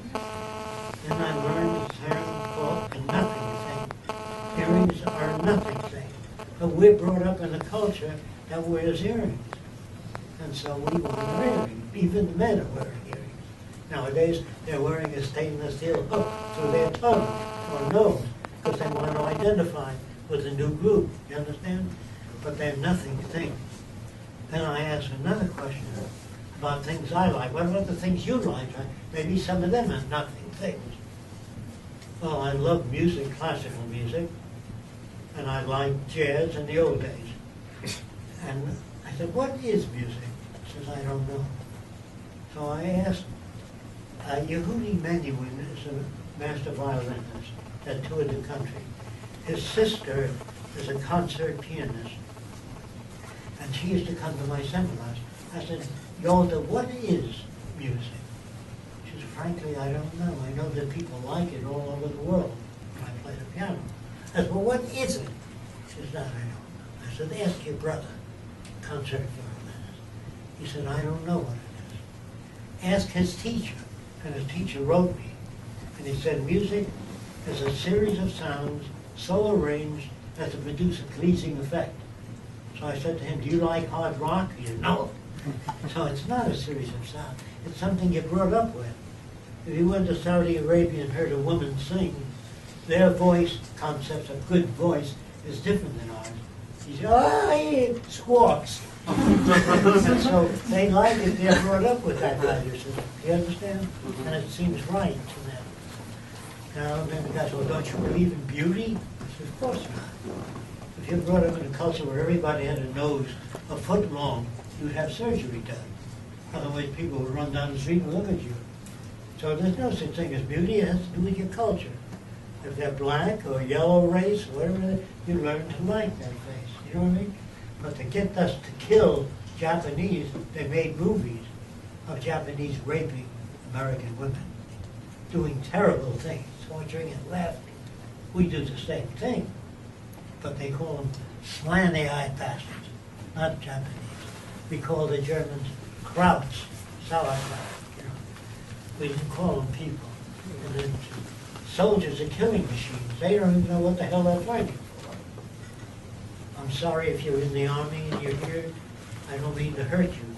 I mean to try to tell you that what we need is solutions to problems, not hatred, not anti-racism. What makes a person behave in an aberrant way? So when you say to me, well, some people are born bad, no, that's a lie. They learn, always did. Like the Italians beating the Irishmen when they took their jobs away. Or people hating automation because it took their jobs away. You understand? There's a reason for it. But if you don't understand that, it's very difficult. Would you guys like to walk around and look and see what we're doing here? Sure. Let's go. We'll take a break and then come back. And this is what Roxanne used to do right here. She used to build models for architects. You have to come over here to see it. These are the models Roxanne used to build. These are all about this big. and she showed people what the project would look like. Then the housing boom stopped, boom, suddenly, no work. You know, she was out of work. And so these are some of her drawings. She draws people, animals, surgery, everything. She can draw anything. Those of you that have want to go back there and look at that, go ahead.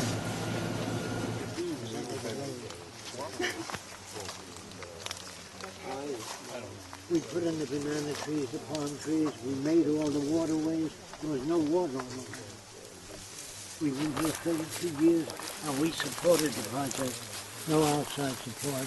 Everything we earned went into it. And people ask us about transparency. Yeah. And we didn't ever made no donations or anything. We did all the work. Roxanne did all the cement work on all the buildings here. Wow. What are the steel beams made out of? Is it steel or aluminum? Steel, these are steel, some are aluminum and some are fiberglass. So we'll walk around and look at the other buildings. Okay. Josh, Yeah. you can't be heard on the other end, so if you stay in the middle, everybody can hear you. All right. So we decided to make tapes and books. And with that, more people know about the Venus Project. I didn't want this place to be fully automated and show nothing to people. You know, so we do, like, to get our book, it cost about $40,000. So I sold my house. Because no fat guy with a cigar came and said, what do you need? You know, we worked for about 30 years without any support at all. Now we do the books and tapes, and that helps support the project. You'll see what we do here. Oh, well, Roxanne and the girlfriend said, how about a swimming pool? I said, when do you girls want to start? And they built that in 2 weeks.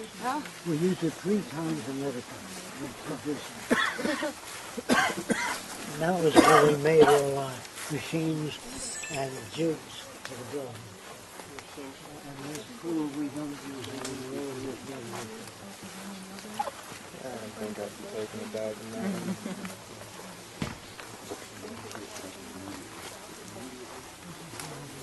This was originally a swimming pool. He said they built it in 2 weeks.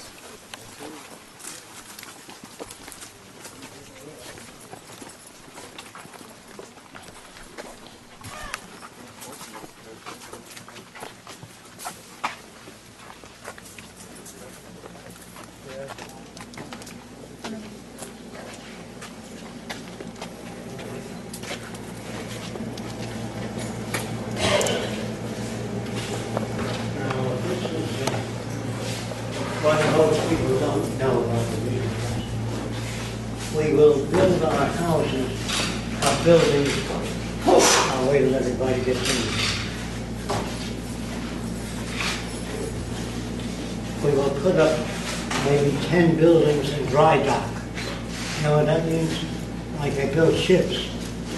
And the machine, something like this, will travel along, putting in the windows and the floors and all the detail in many buildings. And when they're finished, they're built on flotation units like this. And then we let salt water into the ocean. And the buildings are taken ready-made with everything, labs, and they're floated out to where you want them. Then we use water jets under the building. And that takes 1 pound of force to move a ton of weight. So it's very easy to shut these units right onto the land, ready-made. Instead of bringing building material out there, cutting it up, which is a real waste. Do you understand? So it would take us, using these methods, 10 years to change the surface of the earth to a second Garden of Eden. Beautiful. But then when the canals are finished, this is salt water. This machine brings this unit over and lowers it over the canal. The water evaporates and you get all the drinking water you want. So, this is, I'm against the space program. I'm afraid of any one country getting out there, because they might use Adam Webb in the Southwest. You know what I mean? So this would be above about 8 of these between the Earth and Mars, having oxygen, spare parts, just in case something goes wrong. You know, what the hell do you do? 2 million miles away from the Earth. I would never send people into space unless we had all of this worked out first. These units retract into the wall, just like that and everything. We use compressed air to blow the tubes together. And he said, I don't want anybody out there screwing them together. Okay? This is a little bit of what's inside. Framing. So in case of an earthquake, even if it split, it wouldn't cave in.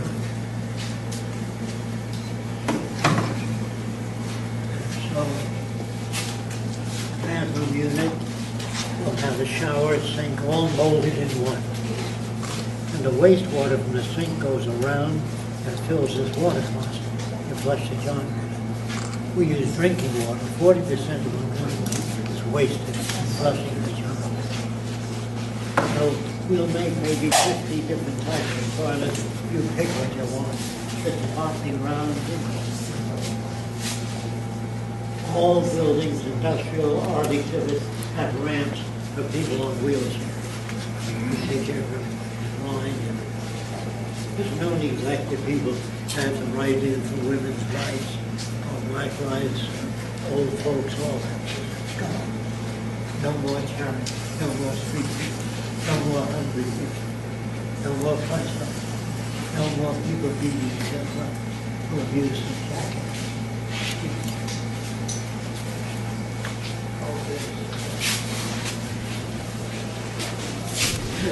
Thousand passengers are we show kids so it doesn't start close to the block where it's kids.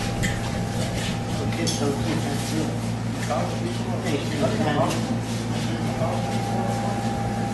1,000 people on a plane? that's how it works.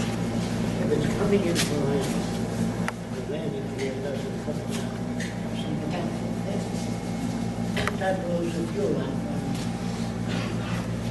Most people are not killed in airplane crashes. They're killed by fuel spilling over the hot region. So we blow it out. Now, even if you land with the brakes down, that tank can plow into people, buildings. When the brakes fail, the net comes up to the right. You understand what I'm saying? That's what I think I can. Not too bad. And this is what helicopters look like today. They look like that. The blades turn this way, the body tends to turn the other way, and that's the fan. And this is what helicopters will look like. Small engine on the tip, blows the blades around, the center does not turn.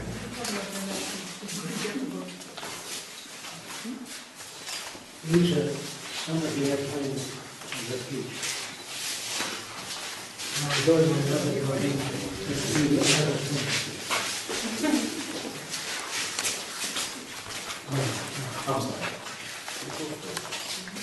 To keep a lot of hardware on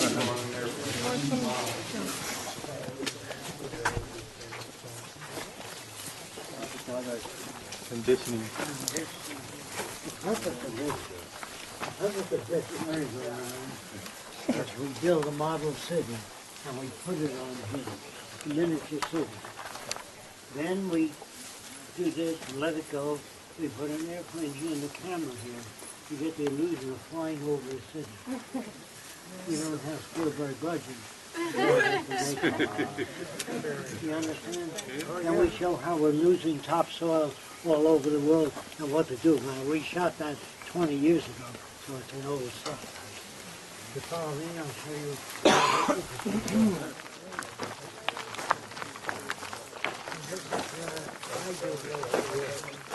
Somebody drove a truck up here in fact.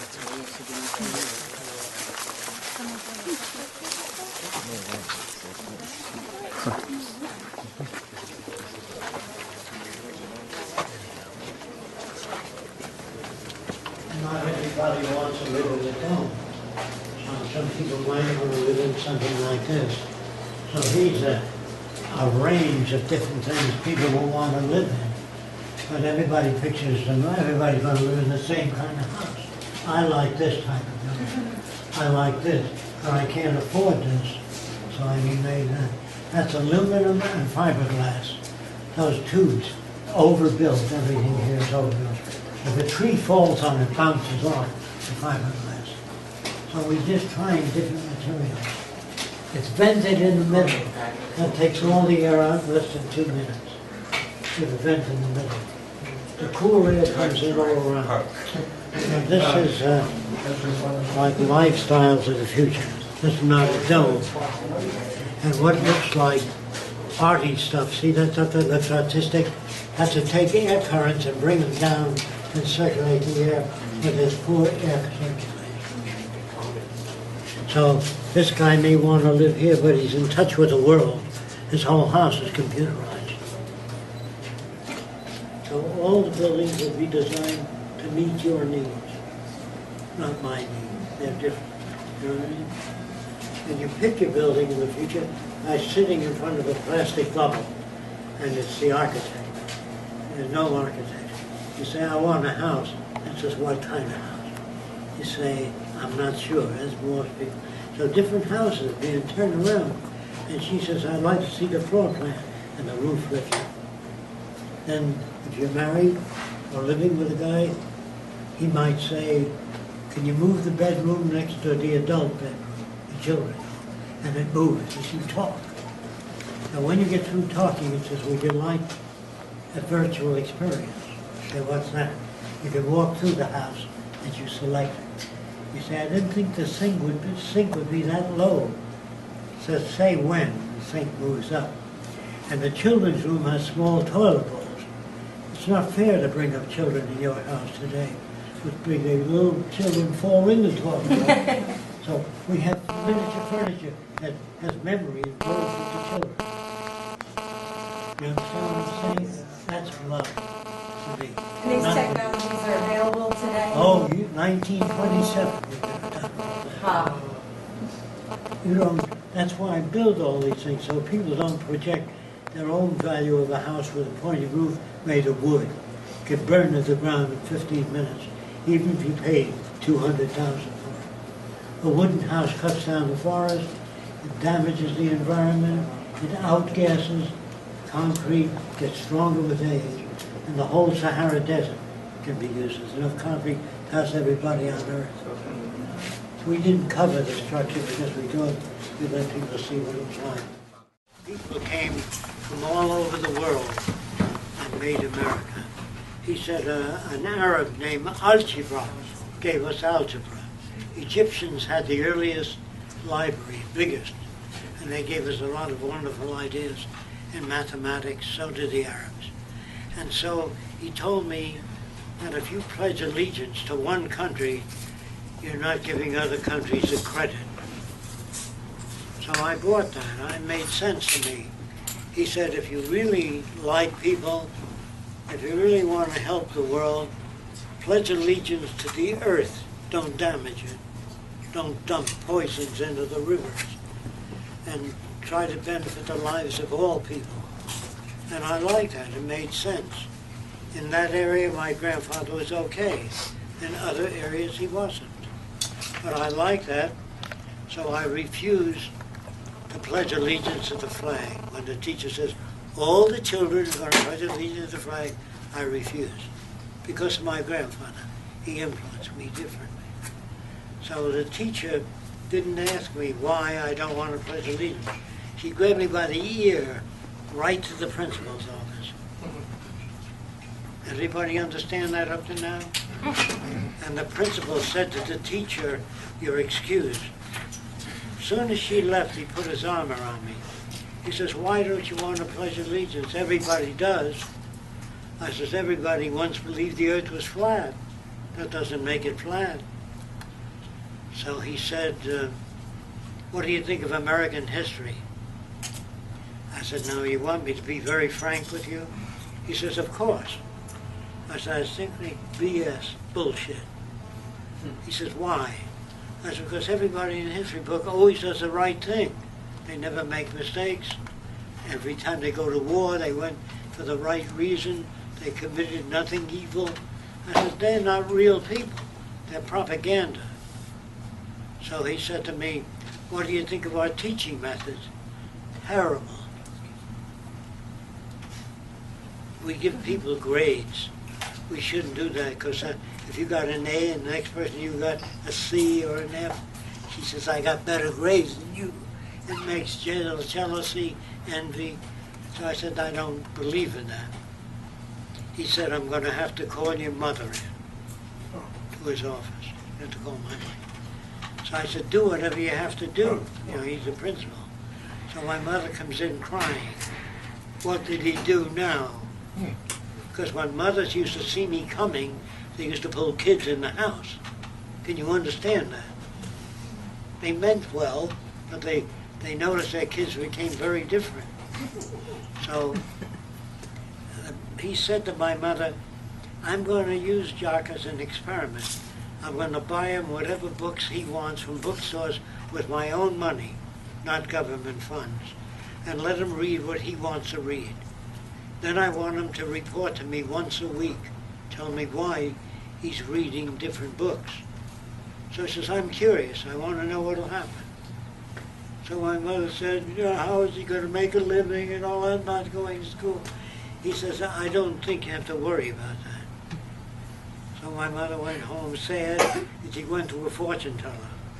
And the fortune teller said, he's doing the right thing for fortune, and she didn't bother me thereafter. But anyway, she believed in the fortune. The fortune teller was just talking through his hat, or her hat, I don't know. But anyway, after a year and a half of pulling books that I want to read, like Mind in the Making, Language and Thought and Action, books that were not commonly available. And those books turned me away from conventional society. And he became interested in the books I recommended. And then after about a year and a half, he died. So they cut the privilege out. I mean, no more of this principal's work, where I was isolated, could read what I wanted to read. I was also beaten up by the normal kids. And you understand that? Sure. They resented me having this privileged position. I didn't ask for it. The principal set it up. I didn't attack the other kids. I never said anything bad, but they still beat me up. Anyway, after a certain time, he died, and they cut that out. So I played hooky for 6 weeks before the truth. I always left house with books, but I never went to school. I went to the library and read what I wanted to read. I went to the museums and looked at everything I wanted to look at. I went to the astronomy department in New York and learned a lot about astronomy. And one day I came home about the 6 weeks of hooky. The truant officer was sitting on my doorstep. You know who he is? The guy that wants kids back at school. He said, Jock, you haven't been to school today, have you? I said, no. He said, you haven't been to school for a month, is that right? I said, no, 6 weeks. So he said, I didn't know that. I said, now you know it. He said, what do you do when you're not in school? He was a young guy. He was about 27 or 28, sleeping in every empty lot. And they were unemployed, kicked out of their homes. So I looked around and I saw them sleeping in improvised huts. And I noticed the stores had food, vacuum cleaners, radios. People just didn't have the money to buy things. So I said, something's wrong with our system. So at that time, there were maybe 50 people on soapboxes. Mankind United, join that. And there was Back to Jesus movement. There were technocrats, you know what they are? They believe in using technology to better the life of people. Then there was the American Nazi Party. I listened to them. There was socialists and communists. So I found myself standing in front of a communist. He said, beat it, kid. Because I was the only kid there. They were all adults. So I said, I want to hear what you've got to say. He said, why? That's because I don't believe what the Republicans say about the Democrats or what the Democrats say about the Republicans. You're a communist. I want to hear from you what communism is. He says, you can stay.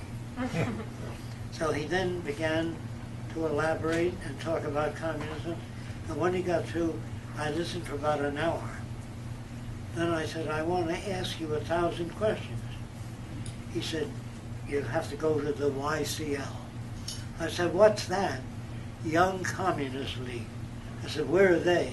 He gave me an address, and I went there. And there were little girls and boys from 10 to 17 reading books like Dostoevsky's Crime and Punishment. Little kids reading good books. And boy, they were very different than normal kids. And I thought, this is interesting. It's different than what I've been told. So I waited to the end of the meeting, and I then said, if you get into power, how will you prevent corruption under communism?